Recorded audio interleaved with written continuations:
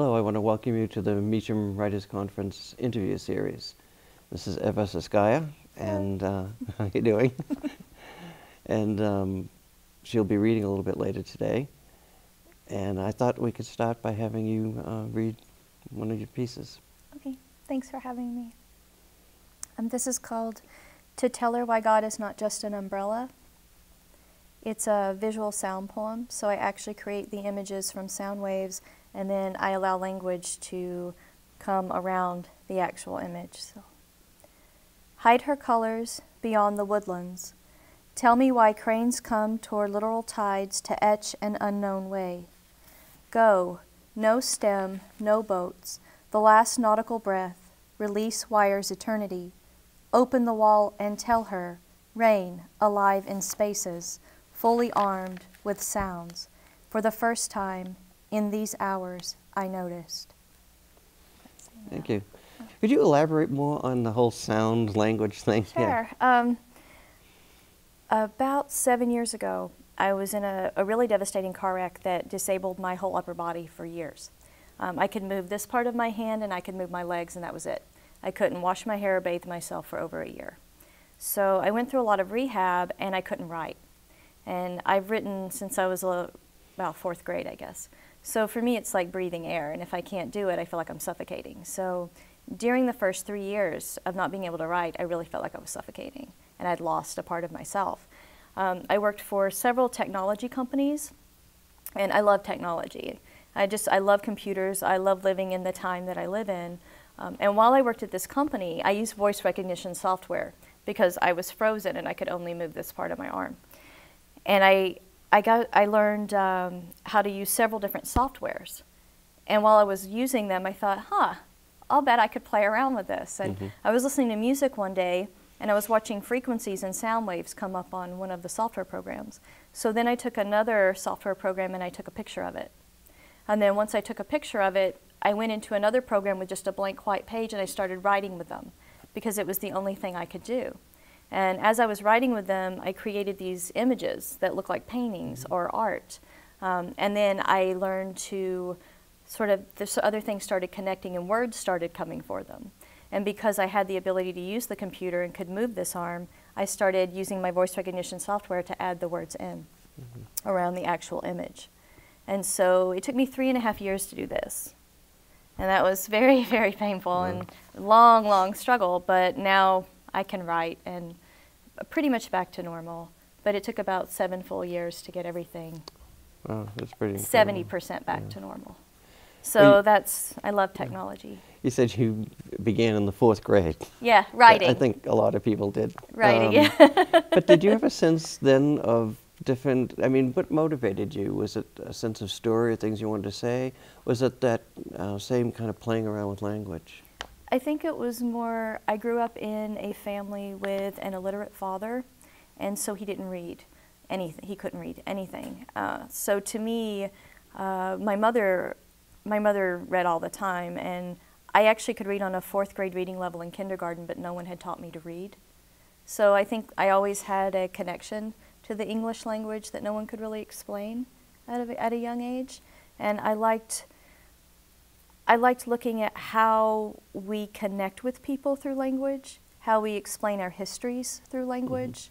I fell in love with Eleanor Roosevelt when I was in 4th grade, and I had this book. I actually slept with it every night for many, many months, and it was overdue fines, and I got in a lot of trouble. I liked how she saw people and the way that they would describe her history in the book. And I understood that language kind of has a power of its own to communicate to people who you really are or who you can make them think you are. And at a young age, I just fell in love with the English language. Yeah. When did you think of yourself as a writer? A writer? I know you said that you had started out in school here at Chattanooga State. Right. Yeah. I got into UTC, but no one in my family had ever gone to college before. So I was a little terrified. I didn't want to fail, and so I came to Chattanooga State for a year just to sort of see what maybe college was like. And then I transferred to UTC, and I took classes from you, obviously you at UTC and Earl Bragg's, and that's when the world started opening, where I realized there's actually a way to create where other people can appreciate it and utilize it and enjoy it. And so I really didn't know I was a writer probably until about my junior year of college. And I took all the English classes, but I didn't decide my major till the end of my junior year. I think it's when I took classes from you and Earl that I realized I found home, that I sort of found where I belong. Yeah. I think that's really what had happened. Yeah. Do you, how do you see your poetry fitting in with the other writing that you do?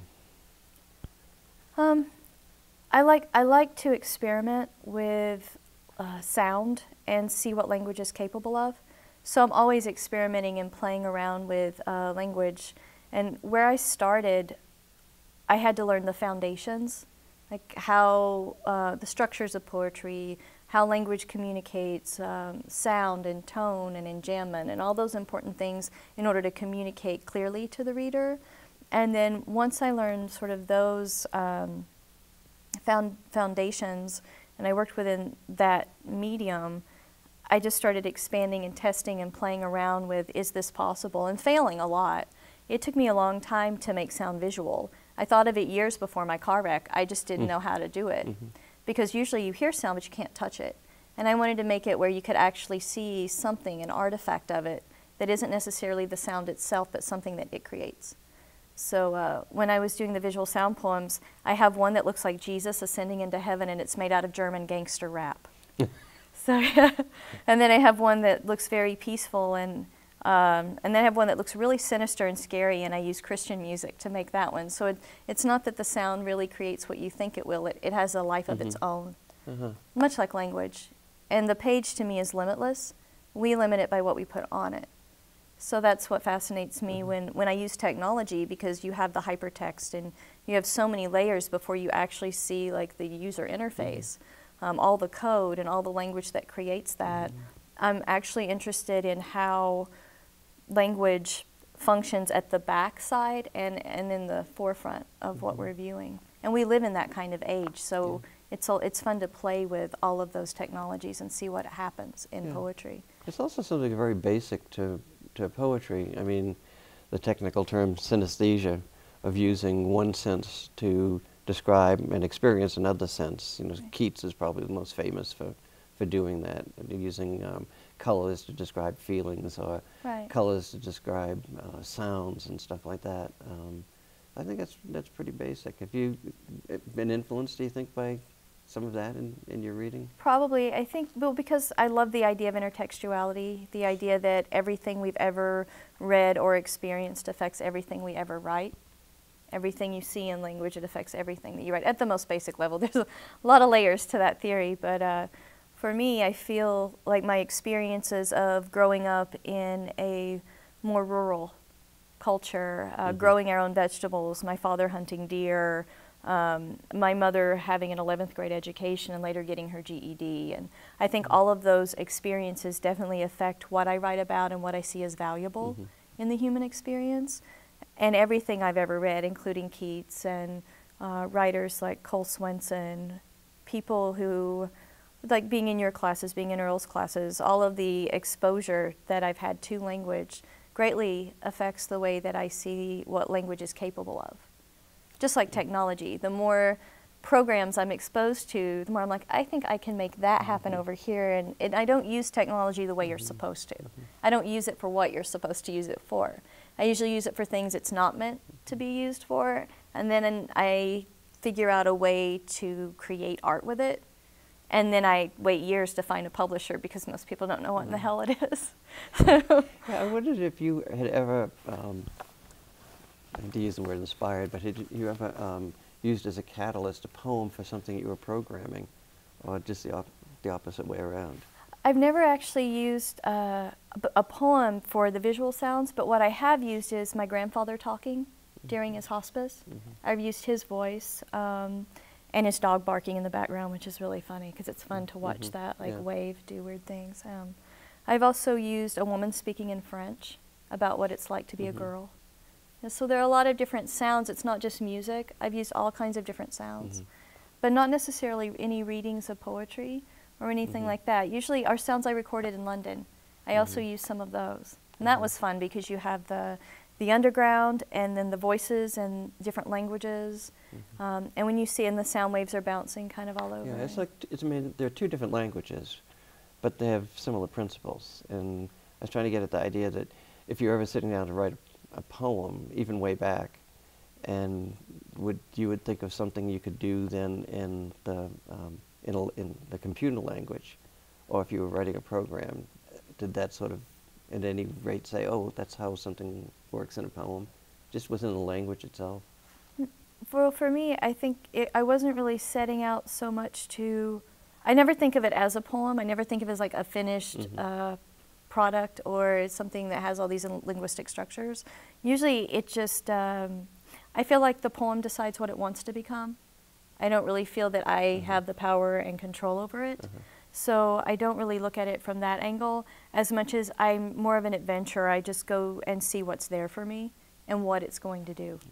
And then at the end, it becomes something that I didn't expect. And I just kind of roll with it. Great. Well, I want to thank you for being here. Thanks for having me.